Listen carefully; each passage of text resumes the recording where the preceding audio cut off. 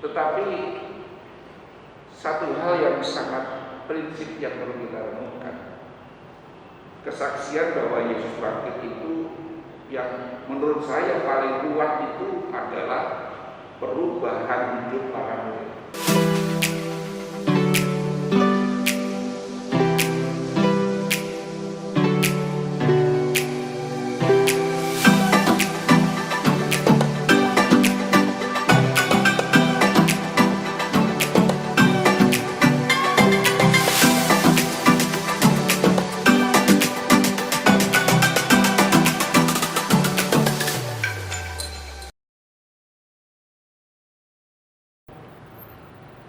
Shalom teman-teman, kembali lagi di Selai Persekutuan Online Pemuda GKJ Ngalian.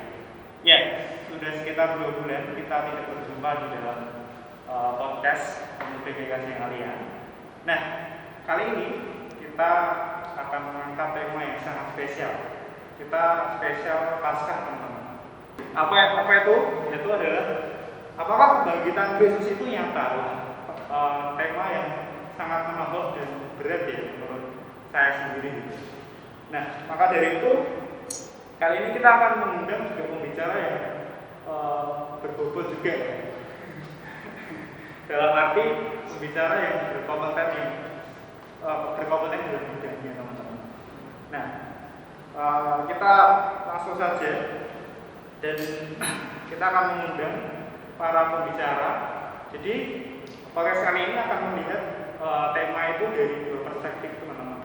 Yang pertama adalah dari perspektif Alkitabiah, yang kedua adalah dari perspektif arkeologi. Nah, nggak usah lama-lama lagi ya. Ya, mari kita undang kedua narasumber kita. Yang pertama adalah pendeta kita, siapa teman-teman? Ya, Pak Sukrisno Muranto. Silakan Pak Sukrisno buat duduk di sebelah kiri saya. Ya, yang kedua, pas dulu ya Pak ya. Ya, yang kedua, kita akan memanggil pendeta juga yang mungkin teman-teman juga tidak asing dengan pendeta ini karena sudah pernah menjadi pendeta konsulen, yaitu adalah Pak Bambang. Pak Bambang silakan. Pak Bambang. Silakan kedua narasumber untuk duduk.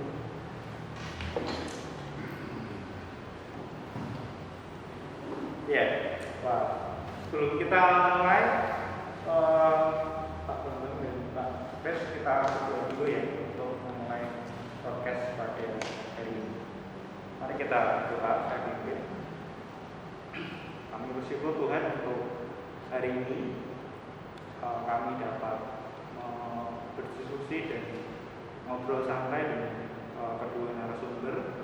Kiranya dari podcast ini kami dapat dikuatkan dan semakin menghayati bagaimana Kristus itu sudah bangkit dan mengubah hidup kami. Terima kasih Tuhan, berkati podcast pada hari ini dalam nama Tuhan Yesus kami berdoa.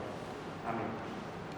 Wah, saya jadi agak grogi dengan kedua pendeta ini. Ya, saya juga grogi dengan calon pendeta. belum tentu nih.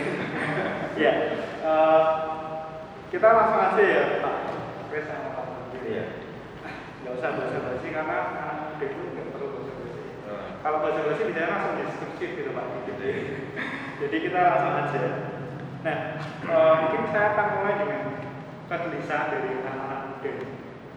Nah, ketika pengurus ini ngobrol-ngobrol bahas mengenai Paskah, Pak. Jadi ceritanya ada pertanyaan nyeletuk gitu. Ada banyak teman-teman dari pemuda di Kasiangan itu yang ditanyain oleh teman-teman yang beragama lain, saudara-saudara kita yang bertanya tentang keraguannya tentang kematian Yesus, kebangkitan Yesus benar apa enggak. Nah, ketika pemuda kita itu ditanya seperti itu, mereka tidak bisa menjawab dan mereka jadi takut dan ragu gitu, bahkan sampai ragukan tentang imannya. Apakah benar ya? Apakah itu benar ya omongannya temanku itu?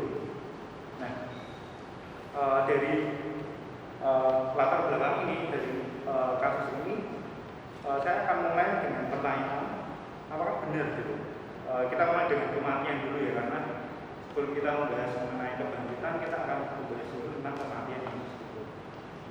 Nah, pertanyaan dimulai dengan ini, Pak. Ada asumsi atau pendapat yang mengatakan bahwa yang mati itu bukan Yesus gitu. Yang mati adalah Yudas Iskariot gitu. Ada juga teori-teori yang mengatakan bukan Yesus yang mati gitu. Nah, mungkin ini bisa memulai percakapan dari sisi Alkitabiah dan juga arkeologi. Bagaimana kita sebagai orang Kristen menyikapi pendapat-pendapat ini yang kadang menyerang iman kita. Mungkin dari Pak dulu untuk dari perspektif kita. Ya, terima kasih Mas. Tidak heran ketika banyak pemuda yang meragukan tentang imannya, apalagi berhadapan dengan banyak kepercayaan yang juga punya keyakinan-keyakinan yang lain. Untuk menjawab pertanyaan apakah memang yang mati itu betul-betul Yesus, itu yang pertama yang perlu kita pahami bahwa semua agama itu mendasarkan keagamaannya dengan iman. Iman itu menjadi dasar orang beragama. Tidak ada agama tanpa iman, tidak ada. Nah, iman itu sendiri adalah mempercayai sesuatu yang belum dilihat. Jadi harapan, kepercayaan yang memang diletakkan dari sesuatu itu walaupun dia belum melihat. Kalau sudah dilihat, dibuktikan, itu bukan lagi iman.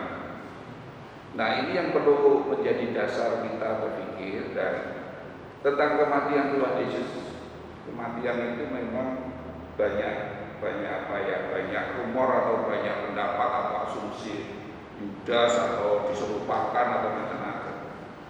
Tetapi cobalah kita melihat di Alkitab bahwa Alkitab menyaksikan tentang kematian Yesus. Dari kematian Yesus bukan sesuatu sesuatu yang perlu diragukan, tetapi ada bukti-bukti yang memang yang ditunjukkan oleh Alkitab bahwa yang mati itu memang betul-betul Yesus. Pertama, kita lihat bahwa ketika Yusuf Arimatea meminta supaya mayat Yesus dikuburkan, maka kalau yang mati itu bukan Yesus, maka Arimatea tidak akan pernah dikuburkan. Jadi ini sebetulnya secara logika aja kan cetol gitu ya. Kalau Yusuf Arimatea melihat itu ternyata bukan Yesus, Yudas, tidak mungkin dikuburkan. Itu yang pertama. Yang kedua, justru ini yang menarik adalah bagaimana ketika Yesus mati dikuburkan, mahkamah orang Yahudi, orang-orang yang membunuh Yesus ini justru meminta kepada wali negeri untuk mengirimkan penjaga menjaga kubur Yesus. Nah, ngapain tidak dijaga kalau yang mati bukan Yesus? Dan wali negeri orang Roma itu juga tidak main-main. Kalau tidak betul-betul Yesus, mana mungkin mengirim penjaga itu sesuatu yang luar biasa bagi orang Romawi. Jadi kalau bukan Yesus yang mati, mana mungkin dijaga. Jadi dari bukti-bukti itu sebetulnya Alkitab menunjukkan bahwa betul bahwa Yesus yang mati adalah Yesus. Nah, secara teologis yang perlu kita pahami bahwa iman Kristen itu mendasarkan kepada kematian dan kebangkitan Kristus. Jadi kalau Yesus tidak mati, ya tidak ada artinya dari iman atau makan Kristenan. Kematian kebangkitan Kristus itu justru menjadi tonggak tentang sesuatu yang baru, ya, yang menggenapi dari seluruhnya. Jadi kalau Yesus tidak mati, ya tidak ada artinya kedatangannya ke dalam dunia, tidak ada artinya. Seperti katakan Rasul Paulus bahwa kalau Yesus mati dan tidak bangkit, ya sia-sialah iman kita. Ya saya pikir itu untuk bisa secara normal logik aja kita sudah bisa tahu bahwa kita menunjukkan bahwa yang mati memang benar-benar Yesus. Kalau tidak, mana mungkin. Itu Mas. Ya, terima kasih buat kemudian. Mungkin ketika ketika ada pemuda yang meragukan mungkin juga tidak tidak membaca Alkitab secara penuh gitu, sehingga ragu gitu dengan imannya mungkin. Nah, kalau dari arkeologi gimana Pak? Tentang Pak Kres ya terutama ya, maksudnya bagaimana dengan bukti-bukti arkeologi mengenai kematian? Apakah itu juga ada yang meragukan gitu, tentang kematiannya atau adakah bukti-bukti yang memberikan Yesus itu belum mati atau gimana Pak dari teman-teman arkeologi? Iya, kalau terkait penemuan arkeologi terkait kematian Yesus tentu banyak, maksudnya dari sejak 200-300 tahun yang lalu, sejak sekarang itu banyak penelitian atau banyak penggalian arkeologis untuk menunjukkan bahwa Yesus mati, bahkan nanti ke belakang nanti dalam diskusi kita untuk menunjukkan Yesus mati tapi tidak mati. Nah, tapi toh juga orang pasti akan mati. Cuma adanya penelitian atau penggalian arkeologis memang menunjukkan tentang kematian Tuhan Yesus. Nah, yang menarik ada juga selain dari sisi arkeologis adalah bukti Yesus mati itu dari sisi medis. Jadi ketika para prajurit itu menusuk lambung, itu menurut sisi medis itu memang itu menjadi tanda kematian Yesus ketika keluar darah dan air, dan itu disimpulkan dari sisi medis Yesus mengalami gagal jantung. Nah, yang kita kenal sekarang sebagai gagal jantung. Jadi kalau kayak gitu ya itu sudah tidak bisa dielakkan lagi bahwa Yesus mati. Dan yang mengeksekusi Tuhan Yesus itu kan bukan prajurit kacangan. Mereka sudah biasa mengeksekusi orang untuk disalib. Apalagi salib itu nanti mungkin akan dibahas. Apalagi salib itu bukan hukuman yang aneh, bukan hukuman yang baru di zaman penjajahan Romawi waktu itu. Jadi mereka yang biasa, prajurit-prajurit yang biasa ditunjuk untuk menyalibkan Yesus, yang menyalibkan orang-orang pasti tahu ini orang itu sudah mati. Jadi ketika diturunkan sudah. Nah, soal petunjuk arkeologis ya, banyak penemuan-penemuan soal kematian Yesus. Ya. Terima kasih Bu. Jadi memang ternyata tidak dari arkeologi saja. Cuma dari medis pun juga ini ya, membuktikan bahwa Yesus itu mati. Ya mungkin ada tambahan sedikit Mas. Kalau ada rumor tentang yang disalib itu Yudas, ya digantikan Yudas, Alkitab menunjukkan bahwa Yudas memang mati gantung kiri. Jadi sebetulnya kalau kita membaca Alkitab itu sebuah kronologis yang masuk akal ya. Jadi dan banyak asumsi yang kita dengar mereka tidak pernah bisa membuktikan bukti, itu hanya sekedar asumsi. Dan nanti akan banyak lagi bukti bahwa Yesus tidak hanya sekedar mati dan dibangkitkan. Ya, nambah lagi. Sekalipun mungkin teman-teman kita yang bilang bahwa yang mati bukan Kristus tetapi Yudas, mungkin bukan juga tidak melulu dalam rangka bilang agama mengklaim. Tapi kita perlu juga melihat ketika ada ajaran yang demikian, secara positif ingin mencoba meletakkan juga, ya masa juru selamat mati. Artinya ada kayak semacam membela sosok yang memang kalau dari sudut pandang mereka adalah Tuhan kita itu adalah nabi, maka ini ada semangat yang positif sebenarnya, bukan semata-mata untuk menjatuhkan Kristen. Tapi memang semangat itu kadang jarang kita lihat. Nah, ya namanya beda sudut pandang, wajar. Tapi bahwa Yesus mati, dari sini semoga penjelasan bisa sedikit bagaimana kita menyikapi pertanyaan-pertanyaan semacam ini.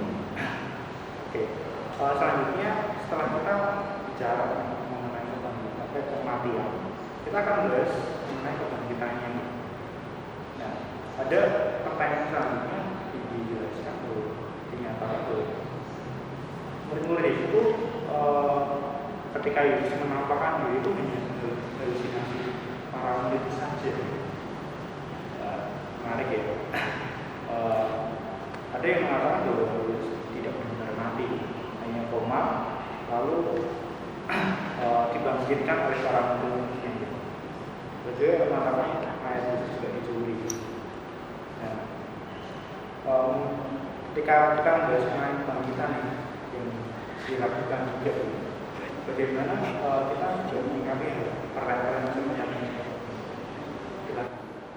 Ya, menarik. Jadi sangat menarik bahwa seringkali kan dalam nyanyian, dalam apa itu kubur kosong membuktikan bahwa Yesus hidup. Ternyata banyak kubur kosong, tapi bukan berarti yang mati bangkit kan gitu. Tapi lebih daripada itu begini, hukum Yahudi itu mengatakan dua saksi itu sah. Dan kebangkitan Tuhan Yesus ternyata banyak saksinya. Jadi tidak hanya sekedar bukan halusinasi, tetapi itu sebuah fakta bahwa memang Yesus bangkit. Dan itu ada saksi-saksi yang menyaksikan bahwa Yesus memang bangkit. Ya. Pertama, Maria Magdalena itu menyaksikan bahwa Yesus bangkit dan berjumpa. Tetapi pada waktu itu kesaksian perempuan bagi masyarakat Yahudi memang tidak terlalu direken gitu ya, tidak terlalu dipercaya. Yang berikutnya para murid juga menyaksikan bagaimana Yesus bangkit. Bahkan Alkitab menunjukkan di dalam Korintus itu juga bahwa 500 orang menyaksikan kebangkitan Yesus. Bahkan pada waktu surat Korintus ditulis mereka masih ada yang masih bisa ditanya. Dan terakhir juga Paulus menyaksikan. Jadi lebih dari 2 kesaksian tentang Yesus yang bangkit.